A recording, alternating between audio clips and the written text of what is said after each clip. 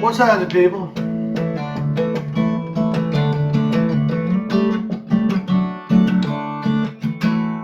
Welcome to Music Monday. It is Music Monday, and today in the skillet, we're going to hop back to last week. We've been on the Life Got in the Way CD. I've been working through those, but today I'm going to skip up to the one that came out last Friday.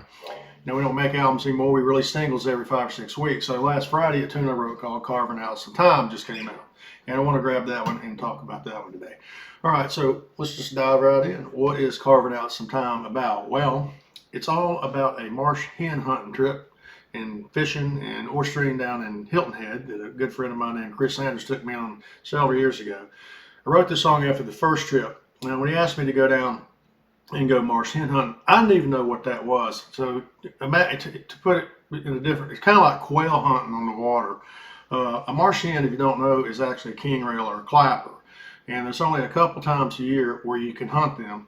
And it has to be on a king tide because this is how it works. I had to find all this out. And it's kind of all this stuff is in this song.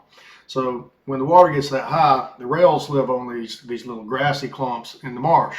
And you can't ever see them. You can hear them, but they're so elusive you don't hardly ever see them.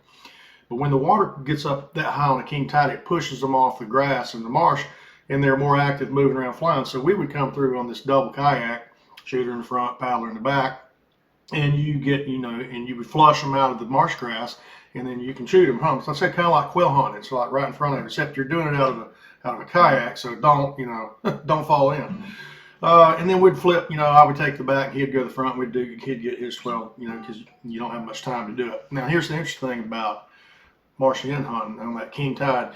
You got about an hour and a half, 2 hours to find and get these birds before the water turns and starts going back out. And once that happens and it goes down, you're not going to see them. You got a very, very short window to do this. And it only happens a couple times a year. So that's what all that first verse is about, really kind of sets all that up, when the moon pulls the creek down on, the water starts to rise on those king tides. And I didn't know any of this. So for me, a mountain boy getting out there on the water and doing something like that was just one of the coolest things I'd ever done. We try to do it every year. And then, the second verse talks about with the blue 5-gallon bucket for Lowe's.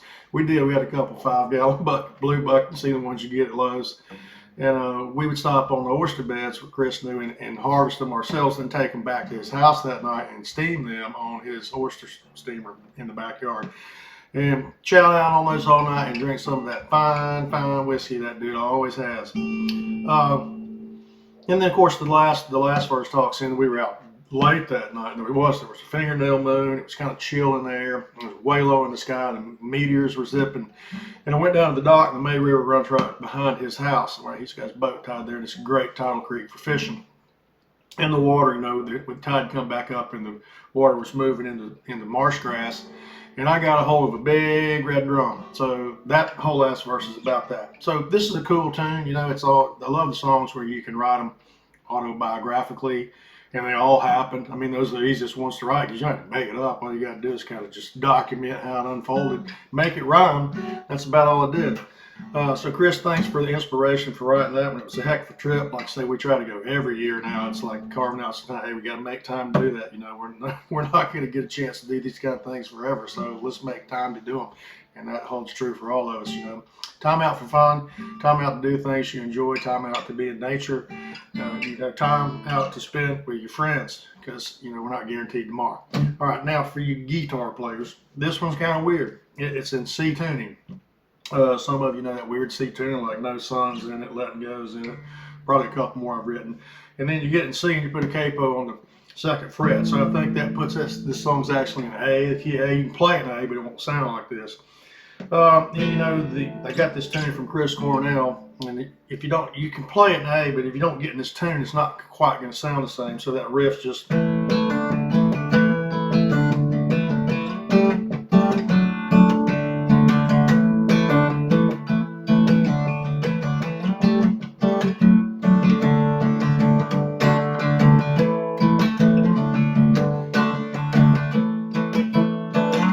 It's a cool sound.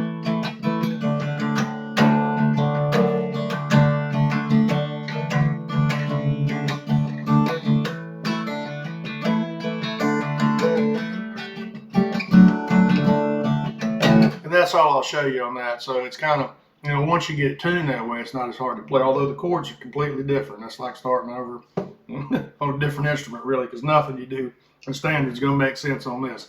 So today in the skillet, a tune I wrote for Coyote called "Carving Out Some Time." It just came out last Friday. By all means, like us on Spotify. Follow us if you're not on any platform, because we're in all of it. And then share it, share it, share it, share it, share it everywhere.